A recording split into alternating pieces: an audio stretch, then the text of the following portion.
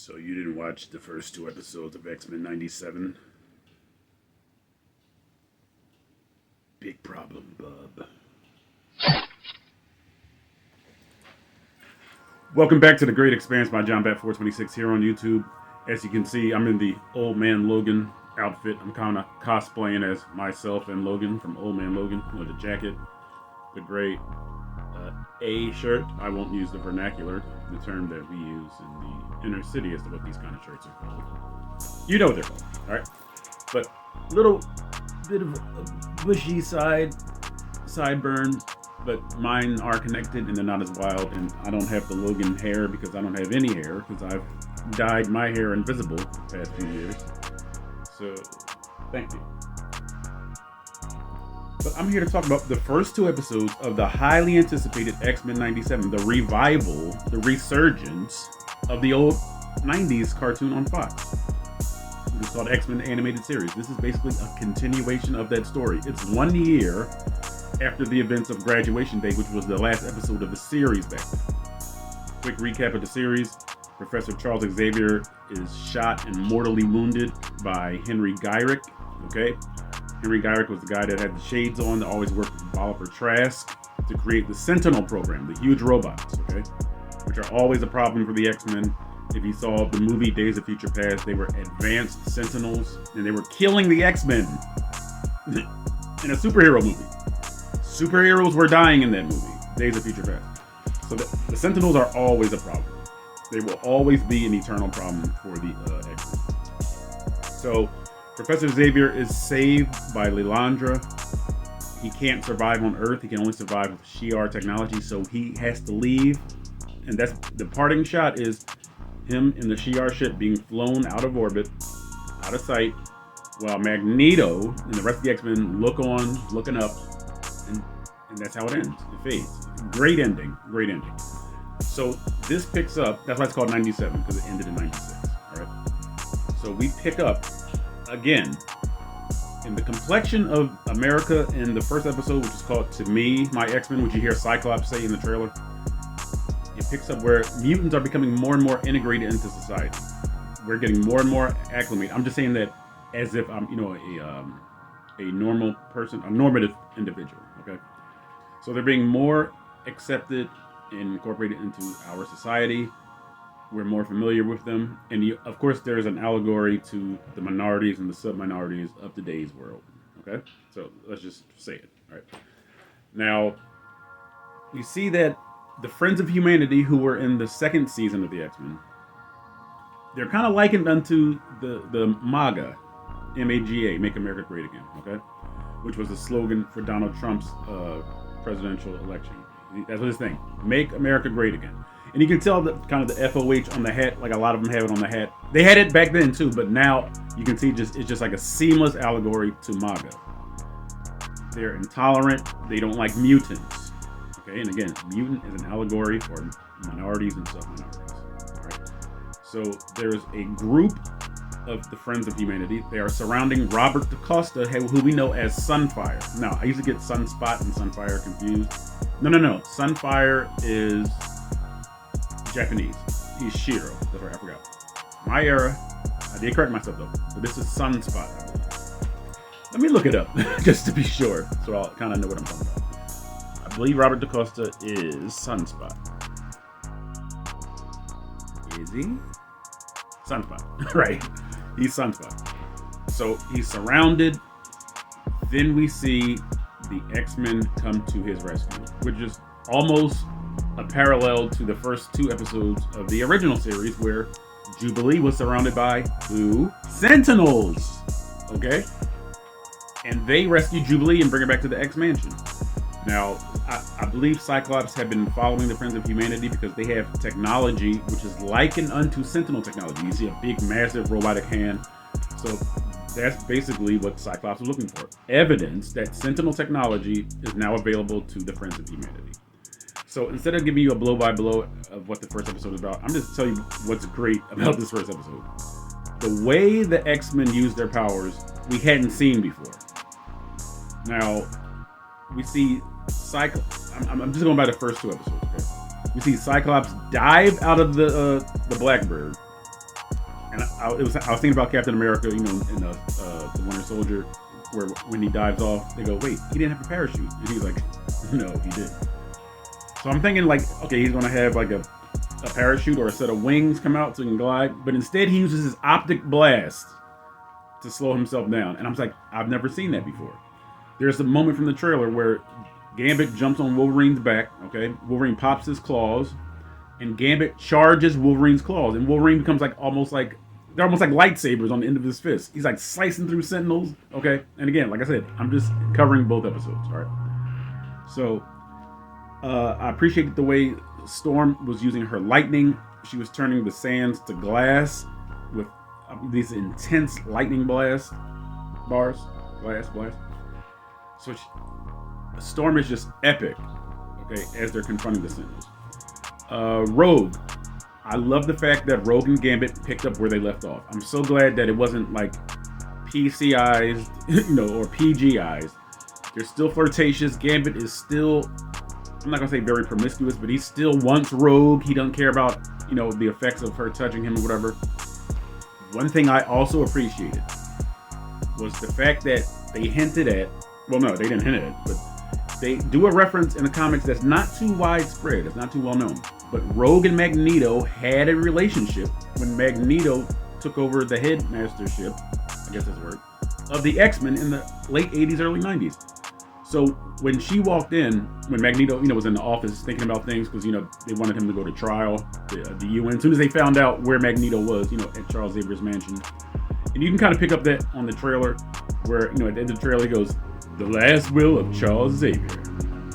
He gives him the book. He says, "Everything that he owned is mine." I do not like Magneto's voice acting.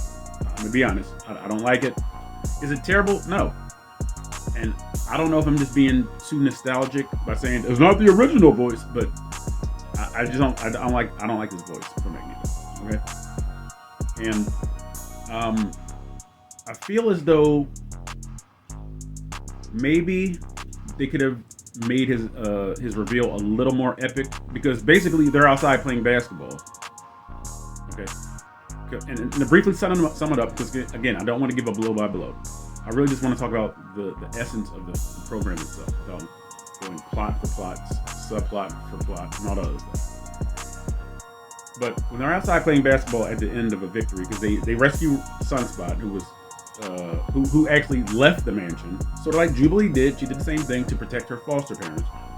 He left the mansion and went to a party for something, and the X-Men had to go and save him because the Friends of Humanity were on the lookout for him. They wanted him because of his powers. Okay, so at the end of the first episode, they're playing basketball, as I think I've said about 3 times already, without getting to it. And then an alarm goes off, intruder alert. So I'm like I kind of had an idea how the episode went in. But I was like, this is Magneto. You know what I mean? And maybe time constraints. Was it terrible? No, but I'm just putting in my little creative 2 cents. My creative 2 cents. Maybe somebody could have made a basket and then the rim just starts shaking, the whole backboard.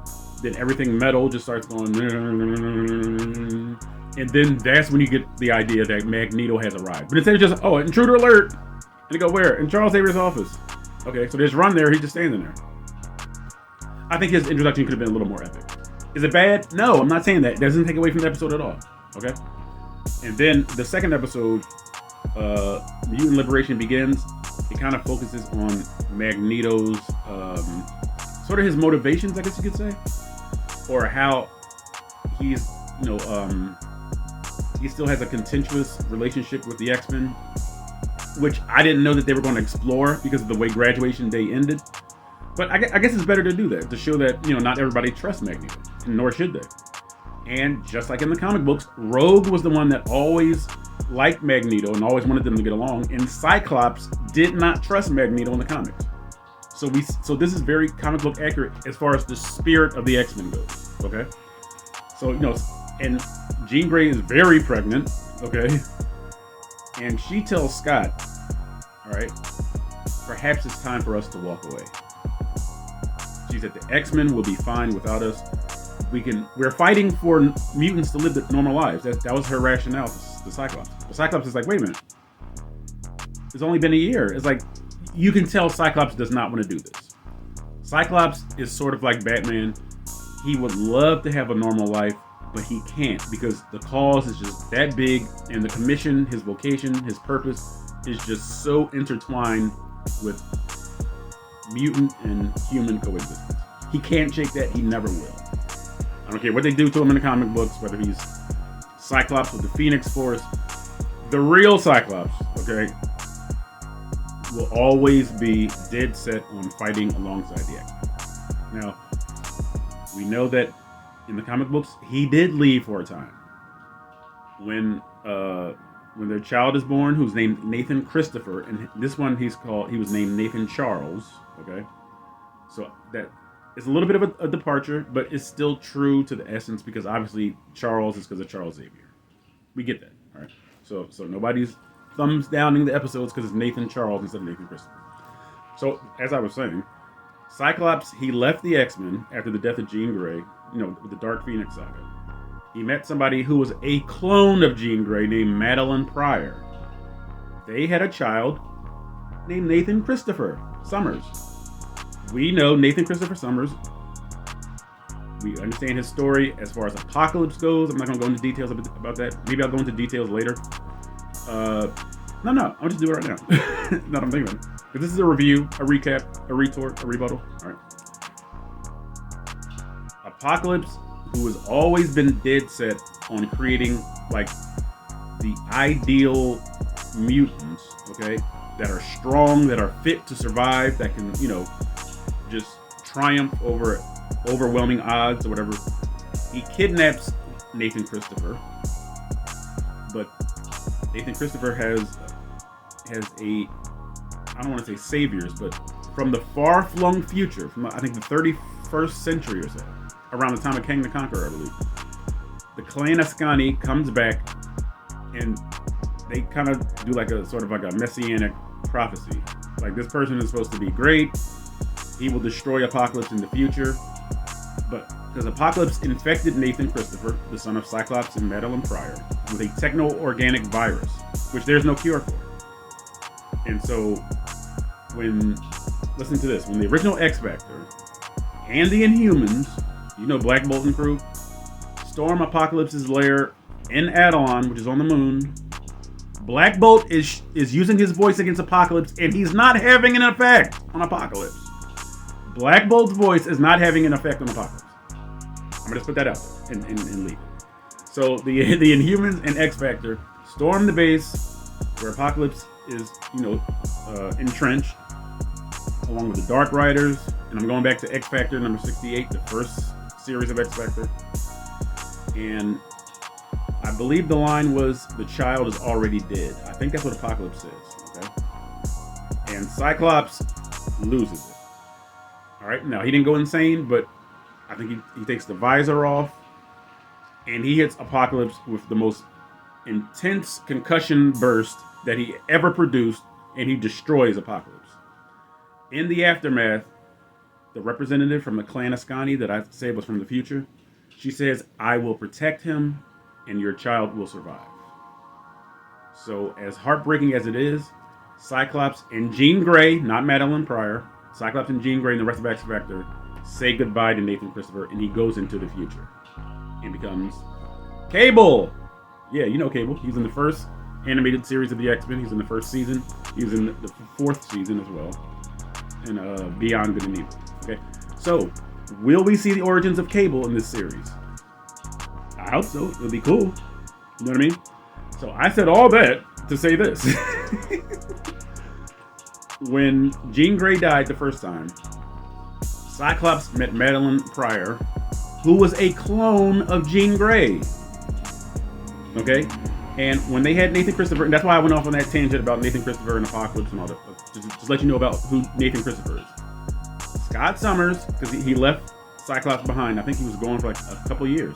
Storm took over the X-Men, and I'm going to get to that point. I hope I remember it.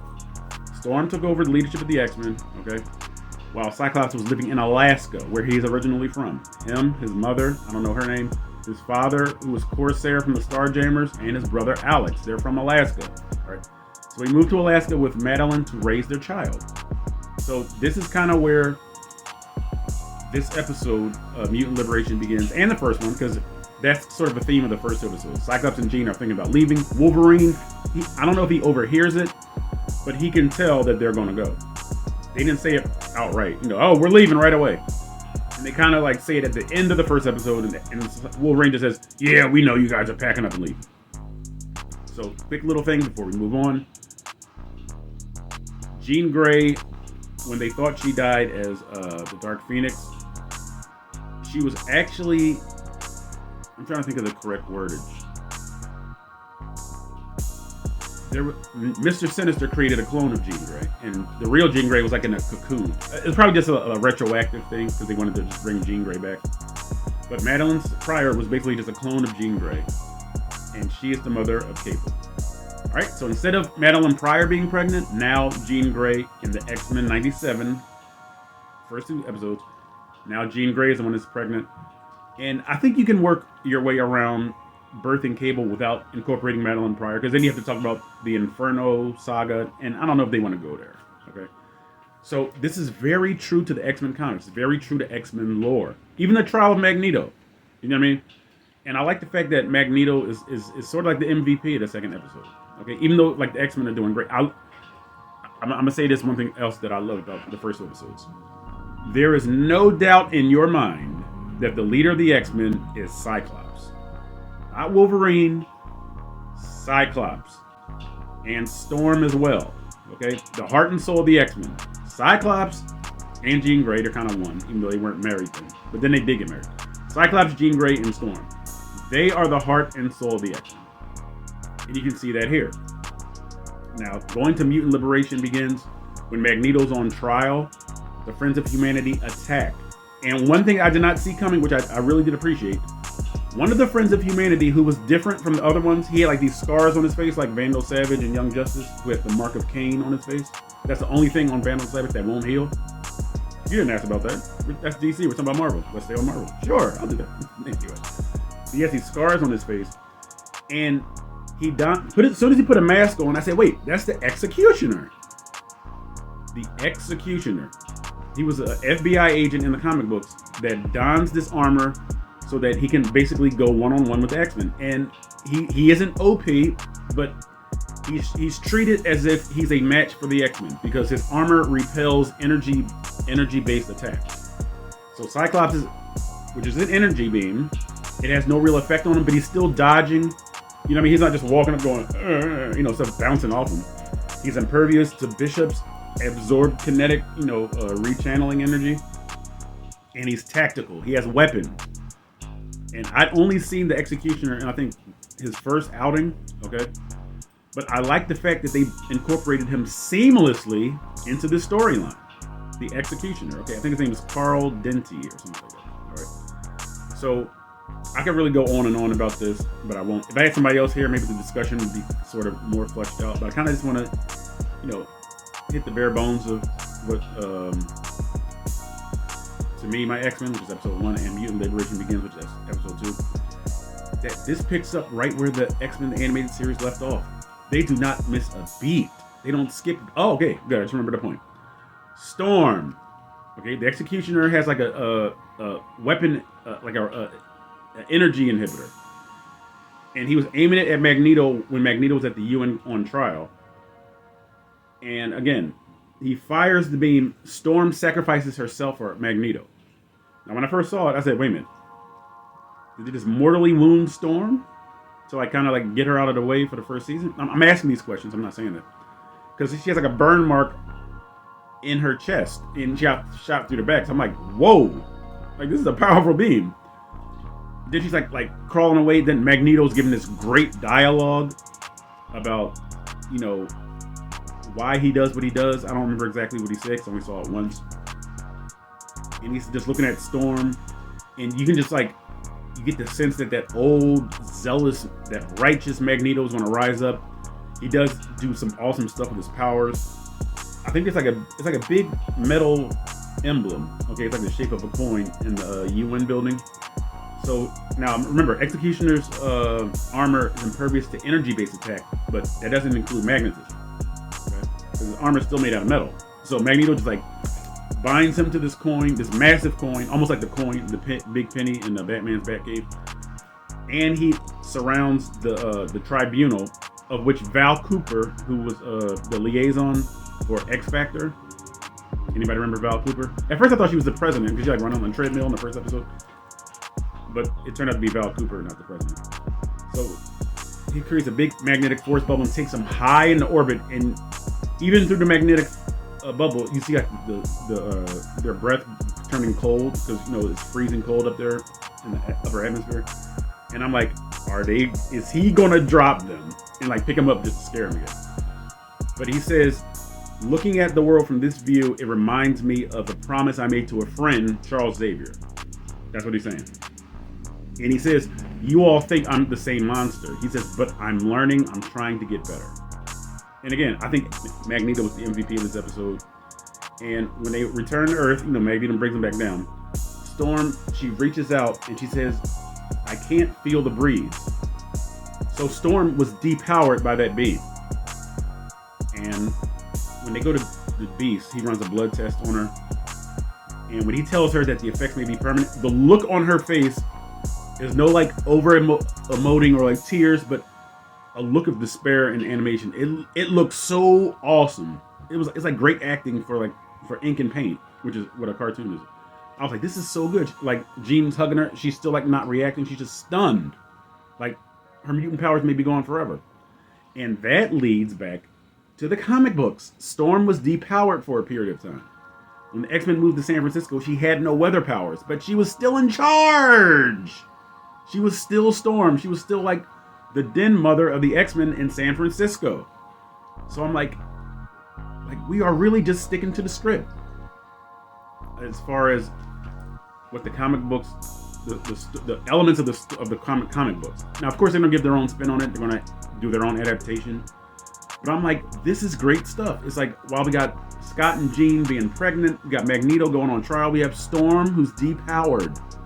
It's like, where are we going with this series? Like, this really works, and I really appreciate this. But I'm gonna just wrap the video up now because they're over the 20-minute mark.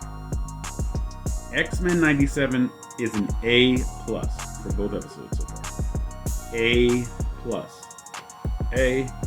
Again, I don't know what plus is in sign language, but that's A+. A+ for both episodes. This is great stuff. I'm not going to say it's edgy, but they use the word crap. They use the word pissed. Because, they usually don't say that in cartoons, crap or pissed. They did use the word sex, but guess what? They used that in the original series too. Where Wolverine said something, yeah, I'll learn not to underestimate the weaker sex. When I watch it now, I'm like, hey, they said sex. But they showed blood. I think Cyclops, when he was attacked in the UN, he was like bleeding from his mouth. So it's not over the line. It's not invincible, of course. But, this ain't kid friendly. No, wait. That's wrong. I'm not saying it's not kid friendly. I'm going to say that it's a little mature, okay? It's a little bit mature. The themes are the same, okay? We talk gender bias. I don't see any gender biases because the X-Men have always been progressive. The women have always been the most powerful X-Men. I'm not going to go down that rabbit trail again. But these first two episodes, I'm in. I'm engrossed. I'm with it. All right? And I believe next Wednesday, the third episode of the first season. Remember, Bo DeMaio, he wrote 2 seasons. The first one is complete. I think the second one they're doing post-production on. And I'll give this one last point. When I saw his name, and I'm like, if Bo DeMaio is responsible for this, rehire Bo DeMaio. Rehire him. Because the energy, it's that same kinetic feel of the original X-Men animated series. Bring him back. Bring back Bo DeMaio. Again, we don't want to drop off in quality. We don't want to drop off in the spirit of the series. All right, bring back Bo. GBB hashtag bring back Bo. All right. So please like the video, share it with other people that that like X-Men the animated series as much as you did or you do. All right, X-Men comics.